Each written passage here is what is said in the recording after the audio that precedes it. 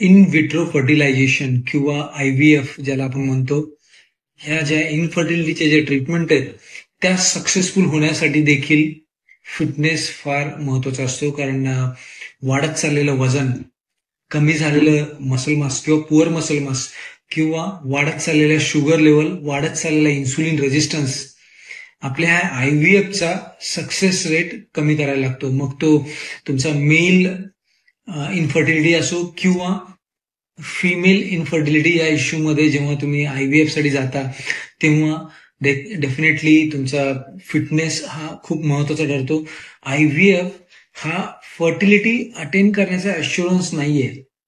जेव्हा तुम्ही तुमचा फिटनेस लेवल वाढवता तेव्हा बरेचसे हार्मोनल बॅलन्स व्हायला लागतात आणि त्याच्यामुळं तुमच्या नॅचरल फर्टिलिटीचे चान्सेस वाढतातच.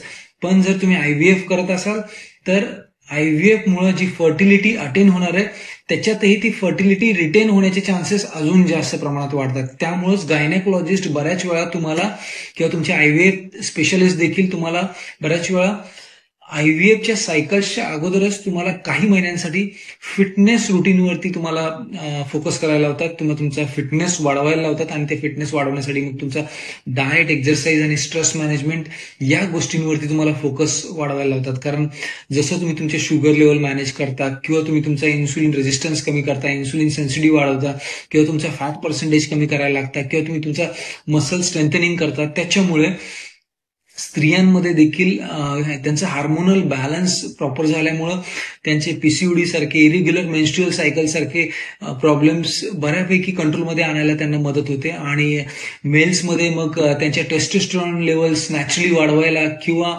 त्यांचा इरेक्टाईल डिस्फंक्शन सारखे प्रॉब्लेम कमी करायला त्यांना डेफिनेटली फिटनेस मदत करू शकतो.